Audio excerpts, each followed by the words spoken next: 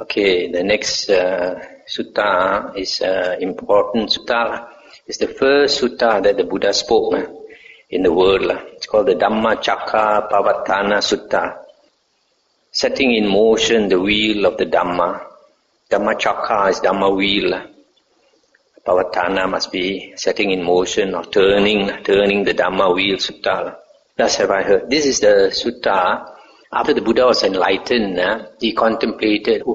At first he didn't want to teach the Dhamma. He decided that all people in the world are not interested in the Dhamma. And even if you teach them, they're not interested to practice. Most people are like that.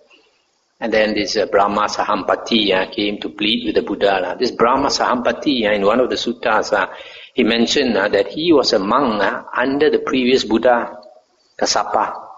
He was a monk under the previous Buddha Kassapa, and passing away from there, he was reborn as Brahma Sahampati. So he had, because of his, his psychic power, probably he had seen a lot of holy men. So when he saw the Buddha, he knew that this was a fully enlightened Arahant. So he pleaded with the Buddha to teach. He said, otherwise, there are a lot of people in the world, they have what we call Shinkan, good roots, blessings from the past life, and you don't teach them, they can't progress. So because he pleaded with the Buddha 3 times, then the Buddha contemplated again. The Buddha found there are some people who are interested in the Dhamma. So the Buddha decided to teach. Now after the Buddha decided to teach, he looked around, whom should he teach? The first person he thought he wanted to teach was his meditation teacher, the teacher who taught him the jhanas, the arupa jhanas. The first 2 teachers, in fact, he wanted to teach them. Why? Because he thought to himself, these 2 teachers, they have attained jhanas, so their mind is very clear. If I teach them the Dhamma, they will understand immediately. But unfortunately, the 2 teachers had passed on. Then why didn't he go to heaven to teach them? Because they had passed away to a very high heaven, and the physical body cannot go there. The physical body can only fly up to the Brahma heavens. That's the maximum. Cannot fly to the Arupa heavens, extremely far away. So then after he realized that he had passed away, and then he contemplated whom should he teach next. And he thought about his 5 disciples. So he came to his 5 disciples to teach to them. At first they did not accept him because they thought that he started to eat. Previously they were all fasting, and now he started to eat, getting luxurious. They couldn't believe that he had become enlightened. Then he managed to convince them. Then after that, when he taught them the Dhamma, he just asked them to sit down. He said, sit down, I will teach you the Dhamma. Never asked them to meditate, Listening to the Dhamma is the way to enlightenment. But of course, because the 5 disciples, being his disciples, and he had attained jhana, it is logical to presume he would have taught all his 5 disciples the jhanas. So they sat down, and this is the first sutta he taught. Thus have I heard. On one occasion, the Blessed One was dwelling at Varanasi in the deer park at Isipatana. There the Blessed One addressed the monks of the group of 5 thus: monks, these 2 extremes should not be followed by one who has gone forth into homelessness, but 2, the pursuit of sensual happiness in sensual pleasures, which is low, vulgar, the world of worldlings, the way of worldlings, ignoble, unbeneficial, and the pursuit of self-mortification, which is painful, ignoble, unbeneficial. Without veering towards either of these 2 extremes, the Tathagata has awakened to the middle way, which gives rise to vision, which gives rise to knowledge, which leads to peace, to direct knowledge, to enlightenment, to Nibbana. Stop here for a moment. So the Buddha is saying that there are 2 extremes in this world. One extreme is the extreme of ordinary worldlings who pursue sensual pleasures, keep on enjoying sensual pleasures, which is unbeneficial. The other extreme is the extreme of the ascetics who practice self-mortification. Or in Chinese we call it Ku Sing, ascetic practices which they kind of torture themselves, go naked, do things like hold one hand up for years on end until the hand becomes stiff, or other ways of torturing themselves. So one extreme is to enjoy too much. The other extreme is to torture yourself for no good purpose. And what monks is the middle way awakened to by the Tathagata, which gives rise to vision, which leads to Nibbana. It is this noble eightfold path, that is, right view, right thoughts, right speech, right actions, right livelihood, right effort, right recollection, right concentration. This monks is that middle way awakened to by the Tathagata, which gives rise to vision, which gives rise to knowledge, which leads to peace, to direct knowledge, to enlightenment, to Nibbana. Now this monks is the noble truth of suffering. Birth is suffering, aging is suffering, illness is suffering, death is suffering, union with what is displeasing is suffering, separation from what is pleasing is suffering, not to get what one wants is suffering. In brief, the 5 aggregates of attachment are suffering. These 5 aggregates are the body, feelings, perception, volition and consciousness, which is basically body and mind. So this that we take as to be the self, the body and the mind, and which we attach to, we cling to, is the source of suffering. Now this, monks, is the noble truth of the origin of suffering. It is this craving which leads to renewed existence, accompanied by delight and lust, seeking delight here and there, that is, craving for sensual pleasures, craving for existence, and craving for non-existence, or here it says extermination. Stop here for a moment. So the origin of suffering is craving. And this craving, we always want to seek happiness, enjoyment here and there. You see this seeking delight here and there. It's very common among worldly people. You go here and there looking for happiness, looking for enjoyment. Sometimes you go and see the show, sometimes you go and surf the internet, sometimes you go traveling to China, sometimes you do this and you do that, and all ways trying to find happiness. Now this, monks, is the noble truth of the cessation of suffering. It is the remainderless fading away and cessation of that same craving, the giving up and relinquishing of it, freedom from it, non-reliance on it. Now this, monks, is the noble truth of the way leading to the cessation of suffering. It is this noble eightfold path, that is, right view, right thoughts, right speech, right action, etc. This is the noble truth of suffering. Thus, monks, in regard to things unheard of before, there arose in me vision, knowledge, wisdom, true knowledge and light. This noble truth of suffering is to be fully understood. Thus, monks, in regard to things unheard of before, there arose in me vision, knowledge, wisdom, true knowledge and light. This noble truth of suffering has been fully understood. Thus, monks, in regard to things unheard before, there arose in me vision, knowledge, wisdom, true knowledge and light.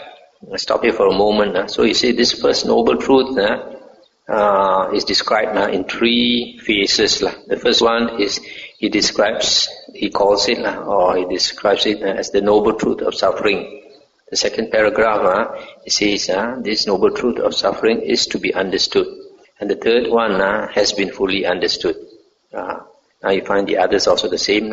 This is the noble truth of the origin of suffering. Thus, monks, in regard to things unheard before, there arose in me vision, knowledge, wisdom, true knowledge and light. This noble truth of the origin of suffering is to be abandoned. Thus, monks, in regard to things unheard before, there arose in me vision, knowledge, wisdom, true knowledge and light.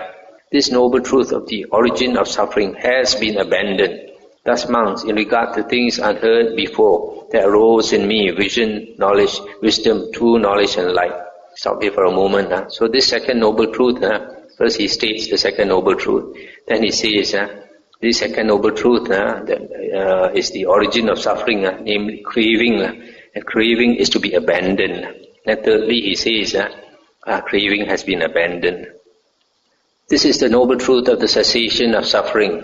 Thus, monks, in regard to things unheard before, there arose in me vision, knowledge, wisdom, true knowledge and light. This noble truth of the cessation of suffering is to be realized. Thus, monks, in regard to things unheard before, there arose in me vision, knowledge, wisdom, true knowledge and light. This noble truth of the cessation of suffering has been realized. Thus, monks, in regard to things unheard before, there arose in me vision, knowledge, wisdom, true knowledge and light. This third truth of the cessation of suffering is the giving up of craving. So this noble truth of the cessation of suffering can also said to be the attainment of Nibbana. So here he says that he has realized the cessation of suffering. This noble truth of the way leading to the cessation of suffering. These monks, in regard to things unheard before, there arose in me vision, knowledge, wisdom, true knowledge and light. This noble truth of the way leading to the cessation of suffering is to be developed. That means the Noble Eightfold Path is to be developed. Thus, monks, in regard to things unheard before, there arose in me vision, knowledge, wisdom, true knowledge and light. This noble truth of the way leading to the cessation of suffering has been developed. Thus, monks, in regard to things unheard before, there arose in me vision, knowledge, wisdom, true knowledge and light. Stop here for a moment. You see, when the Buddha attained enlightenment, when he realized fully these four noble truths, see what happened. He rose in me vision, knowledge, wisdom, true knowledge and light. Light shone from his head. Actually, these four noble truths he had understood before. In the previous life, he was a monk disciple of the Buddha Kassapa. He already learned the four noble truths, but he had not fully understood it. Now, in his last life as Siddhartha Gautama, having attained the four jhanas, and then when he contemplated on the four noble truths, he understood fully. In the previous life under the Buddha Kassapa, I believe he did not attain the four jhanas. He attained one jhana. That's why after that lifetime under the Buddha Kassapa, he was reborn in the Tusita heaven. From the Tusita heaven, he came down to the earth as Siddhartha Gautama.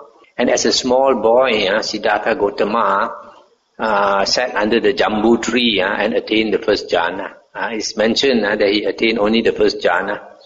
So that means he probably had already cultivated only the first jhana, not anything higher. So if he had only attained the first jhana, this understanding of the four noble truths is not, as we read, not of swift wisdom, not of joyous wisdom.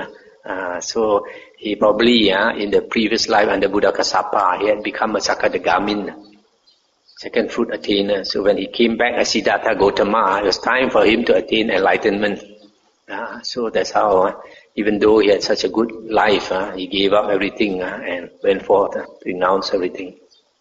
So long, monks, as my knowledge and vision of these four noble truths as they really are in their 3 phases and 12 aspects was not thoroughly purified in this way, I did not claim to have awakened to the unsurpassed perfect enlightenment in this world with its devas, Mara and Brahma, in this generation with its ascetics and Brahmins, its devas and humans. But when my knowledge and vision of these four noble truths as they really are in the 3 phases and 12 aspects was thoroughly purified in this way, then I claim to have awakened to the unsurpassed perfect enlightenment in this world with its devas, Mara and Brahma, in this generation with its ascetics and Brahmins, its devas and humans.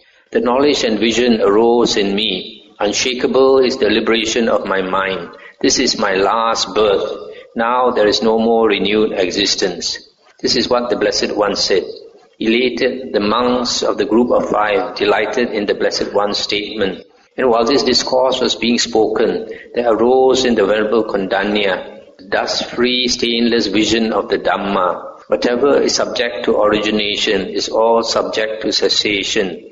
And when the wheel of the Dhamma had been set in motion by the Blessed One, the earth-dwelling devas raised a cry. At Varanasi, in the deer park at Isipatana, this unsurpassed wheel of the Dhamma has been set in motion by the Blessed One, which cannot be stopped by any ascetic or Brahmin or Deva or Mara or Brahma or by anyone in the world. Having heard the cry of the earth-dwelling devas, the devas of the realm of the four great kings raised a cry. The same thing they said, at Varanasi in the deer park at Isipatana, this unsurpassed wheel of the Dhamma has been set in motion by the Blessed One, which cannot be stopped by any ascetic or Brahmin or Deva or Mara or Brahma, or by anyone in the world. Having heard the cry of the Devas of the realm of the four great kings, the Tavatimsa Devas raised the same cry, followed by the Yama Devas, then the Tusita Devas, then the Nimanarati Devas, then the Paranimita Vasavati Devas, up to the Devas of the Brahma's company. They raised the same cry, namely, at Varanasi in the deer park at Isipatana, this unsurpassed wheel of the Dhamma has been set in motion by the Blessed One, which cannot be stopped by any ascetic or Brahmin or Deva or Mara or Brahma, or by anyone in the world. Thus at that moment, at that instant, at that second, the cry spread as far as the Brahma world, and this 10,000-fold world system shook, quaked and trembled, and an immeasurable glorious radiance appeared in the world, surpassing the divine majesty of the Devas. Then the Blessed One uttered this inspired utterance, Kondanya has indeed understood. Kondanya has indeed understood. In this way, the Venerable Kondanya acquired the name Anya Kondanya, Kondanya who has understood. That's the end of the sutta. So you see, when the Buddha gave the discourse, out of 5 monks, only one happened to understand and attain the vision of the Dhamma, that means attain stream entry. The others, it took a few more suttas, they heard a few more suttas before they attained, all of them attained enlightenment. But you see, when the Buddha set in motion this turned the Dhamma wheel, these devas, they were happy, and they shouted so loud. And one realm after another, they shouted the same thing up to the Brahma heavens. Why were they so happy? Because many of them must have been monks before, monks and nuns in their previous life. That's why they are reborn in the heavens. This Indian belief, if you become a monk or a nun, it's natural that you be reborn in the heaven as a deva or a devi.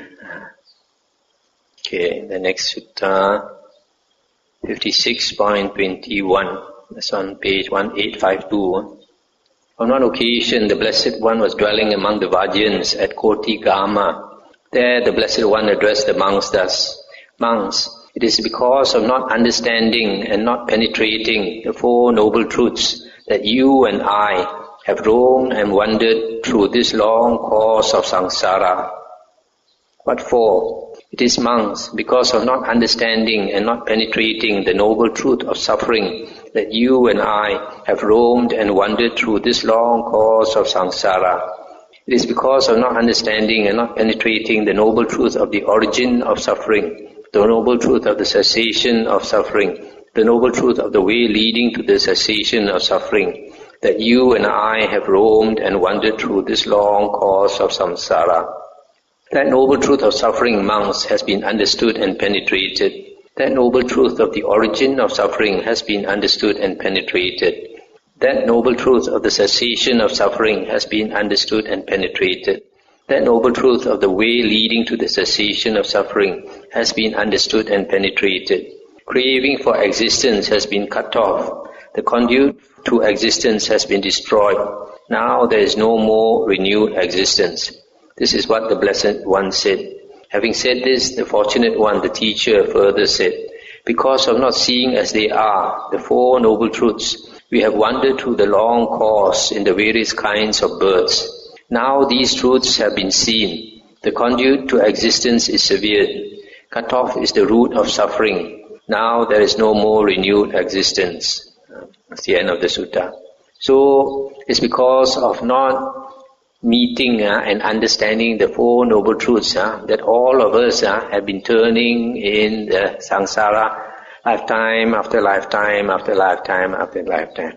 Now we are very lucky that we have met the true Dhamma, so we should take this opportunity to really study and understand the Buddha's words so that at least we attain stream entry and we will not be reborn in the woeful planes of existence again. And if you are not born in the woeful planes of existence, then there's not much suffering left. So you can take a slow boat out of samsara. There's one thing I want to mention here. The Buddha says the craving for existence has been cut off. Earlier, in the sutta, we read about the 3 types of craving. Craving is the root of suffering. The cause of suffering is craving. And it was mentioned earlier in the sutta that there are 3 types of craving. Craving for sensual pleasures, craving for existence, and craving for non-existence. Craving for sensual pleasures, I think most of us, we understand. We crave for worldly happiness, worldly enjoyment. That's why you want to seek delight here and there, going here, going there, always looking for enjoyment. Then the second one is craving for existence. This is the will to live. The will to live is very strong. That's when we are dying, most people refuse to let go. So we cling on. Our willpower, our mind is very strong. So the body is breaking up and giving us a lot of suffering. But because our willpower is so strong, we keep clinging. Even though we suffer, also we bear. We keep clinging for many days until it becomes quite torture. And too many days you can't stand it, because all of us we have a threshold of pain beyond a certain limit. We don't want to stand it anymore. Then only we let go. When we let go of the will to live, then only we go for rebirth. So the second condition for the origin of suffering is this craving for existence. The third one is a bit harder for many people to understand. Craving for non-existence. Why is it craving for non-existence will bring you to rebirth, to suffer? This craving for non-existence, there are 2 types. One is like a person experiences a lot of dukkha. Say, for example, his business collapses because of recession, becomes a bankrupt. So some people commit suicide. They want to die. They want to exterminate themselves. But at the moment of dying, their mind is very agitated. Their greed, hatred, and delusion is still very strong. So when they die with that kind of mind, and the will, even though they think they don't want to live, but actually they're still clinging to life. I know of somebody who tried to commit suicide. He tried many times to commit suicide. He could not succeed. So eventually one day he went to a mining pond, a deep mining pond. Jumped into the mining pond. He started to drown. When he was starting to drown, the water starting to swallow the water. Then he panicked. Then he swam out of the pond. So then you see, even though initially he thought he wants to commit suicide, but when he's actually dying, then he realizes, I want to live. Then he swam out of the pond. So a lot of people like that. Because of delusion, we think we want to die, but actually the will to live is very strong. So there is one type of person who commits suicide. Another type of person in this category, craving for non-existence, is the ascetic. The holy man who is practicing to get out of samsara. The desire is so strong that he practices with too much effort. He goes through all kinds of ascetic practices, like the Buddha.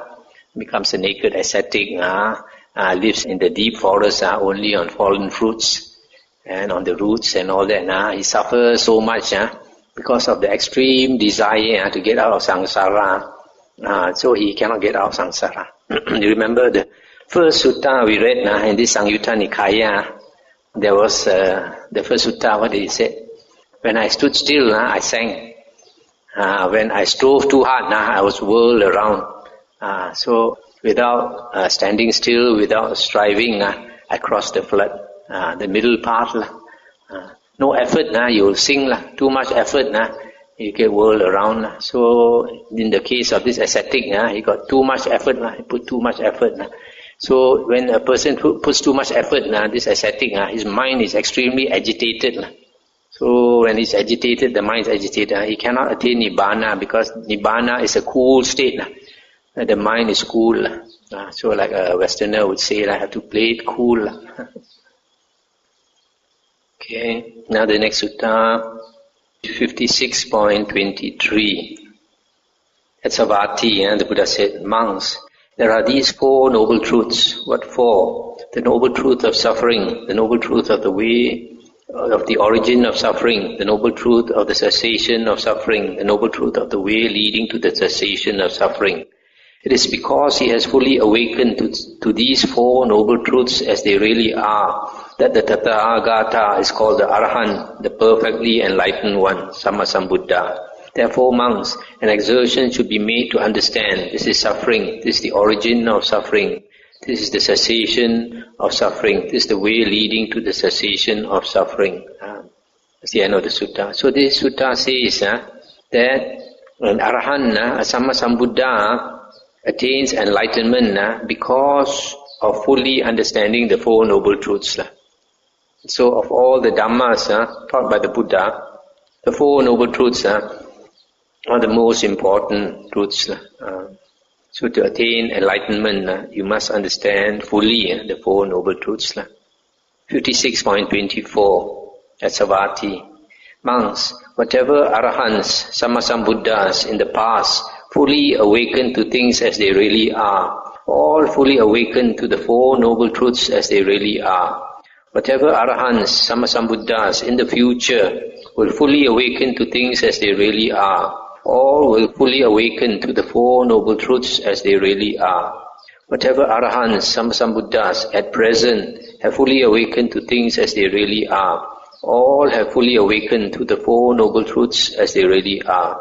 What for? The noble truth of suffering, the noble truth of the origin of suffering, the noble truth of the cessation of suffering, the noble truth of the way leading to the cessation of suffering. Whatever Arahants, Sammasambuddhas, fully awakened ones, will fully awaken, have fully awakened to things as they really are. All have fully awakened to these Four Noble Truths as they really are. Therefore, monks, an exertion should be made to understand this is suffering, this is the origin of suffering, this is the cessation of suffering, this is the way leading to the cessation of suffering. So this sutta also says that all Buddhas and all Arahants, whether past, present or future, all become enlightened because of understanding the Four Noble Truths. So the four Noble Truths are extremely important. But understanding of the Four Noble Truths are at different levels. A person who understands at a low level will attain a low attainment, will have a low attainment. Someone who understands at the intermediate stage will have an intermediate attainment. One who understands fully, completely, becomes fully enlightened or liberated. But if you look at the Mahayana books, they like to belittle the Four Noble Truths, the dependent origination, 12 links are dependent origination and all that, and are saying this is like primary school. But this is not what the Buddha says. The Buddha says it is the most important Dhamma. 56.29. Monks, there are these Four Noble Truths. What for? The noble truth of suffering, the noble truth of the origin of suffering, the noble truth of the cessation of suffering, the noble truth of the way leading to the cessation of suffering. These are the Four Noble Truths. Of these Four Noble Truths, monks, there is a noble truth that is to be fully understood. There is a noble truth that is to be abandoned. There is a noble truth that is to be realized. There is a noble truth that is to be developed. And what, monks, is the noble truth that is to be fully understood? The noble truth of suffering is to be fully understood. The noble truth of the origin of suffering is to be abandoned. The noble truth of the cessation of suffering is to be realized. The noble truth of the way leading to the cessation of suffering is to be developed. Therefore, monks, an exertion should be made to understand this is suffering, this is the origin of suffering, this is the cessation of suffering. This is the way leading to the cessation of suffering. That's the end of the sutta. So here the Buddha says that the noble truth of suffering is to be understood. So we have to understand suffering. Now to understand suffering, we have to know where suffering comes from. And we know suffering comes from attachment to our five aggregates. And also you can say there is suffering because we have a self. We have an identity view. We have this conceit, I am or I exist. So all this is a tangle, is what we call pasikat, like a string, all connected, all tied up. So we have to unravel this slowly. So we have to understand from learning the Dhamma. First we learn the theory, and we learn the theory from the Dhamma. Then we practice meditation to sharpen our mind. When we sharpen our mind, then we see things more clearly. So these two things we develop at the same time. As we meditate, we learn the Dhamma. As we meditate, we learn the Dhamma, and we keep progressing in this way. These are the two cornerstones of the holy life. Learning the original Dhamma of the Buddha and practicing samatha meditation. In fact, in the Buddha's teachings, there's only one meditation, that is samatha meditation. The practice of vipassana is in a way not meditation, it is called contemplation. Contemplation means listening to the Dhamma and contemplating the Dhamma, reflecting on the Dhamma. So to understand this noble truth of suffering, we have to learn from the Dhamma, the teachings of the Buddha, things like the 5 aggregates, things like the 6 sense bases, things like dependent origination, things like the 4 elements, all these. And then the noble truth of the origin of suffering is to be abandoned. The origin of suffering is craving. So craving has to be abandoned. But for craving to be abandoned, it's not so easy. Firstly, you have to realize that craving is the source of suffering. And then even though you know craving is the source of suffering, if your mind is not strong, you cannot let go. A lot of things we know is wrong, but we cannot let go. The spirit is willing, but the flesh is weak. So we have to make our mind strong by meditation, and then only we can let go of this craving. And then the noble truth of the cessation of suffering is to be realized. That means nibbana, letting go of greed, hatred, and delusion. That is a long process. And then the noble truth of the way leading to the cessation of suffering is to develop. The Noble Eightfold Path is to develop. And in the Majjhima Nikaya, Sutta 117, it says that the Noble Eightfold Path is to be developed one by one. The factors are starting with right view. First, you must get right view from studying the Buddha's words. And then right view will bring you to practice right speech. And right speech will bring you to right action, and right action will bring you to right livelihood. Right livelihood will bring you to right effort, right recollection, right concentration. That's how the Noble Eightfold Path is to be practiced, is to be developed. And the most important thing to understand is that to practice the Noble Eightfold Path, to develop the Noble Eightfold Path, you must always start with right view. You don't start with right view, you have not entered the Noble Eightfold Path. The next sutta is 56.30. On one occasion, a number of elder monks were dwelling among the Chetiyans at Sahajati. On that occasion, when the elder monks had returned from their alms round, after their meal, they had assembled in the pavilion and were sitting together when this conversation arose. Friend, does one who sees suffering also see the origin of suffering, also see the cessation of suffering, also see the way leading to the cessation of suffering? In other words, if you see the first noble truth, can you also see all the others, other 3? When this was said, the Venerable Gavampati said to the elder monks, Friends, in the presence of the Blessed One, I have heard and learned this. Monks, one who sees suffering also sees the origin of suffering, also sees the cessation of suffering, also sees the way leading to the cessation of suffering. One who sees the origin of suffering also sees the cessation of suffering, also sees the way leading to the cessation of suffering. One who sees the cessation of suffering also sees the origin of suffering, also sees the way leading to the cessation of suffering. One who sees the way leading to the cessation of suffering also sees the origin of suffering, also sees the cessation of suffering. In other words, the Buddha says, if you fully understand one noble truth, you will understand all the other noble truths. The next sutta is an interesting and important sutta. 56.31. On one occasion, the Blessed One was dwelling at Kosambi in a Singsapa grove. Singsapa is a kind of tree.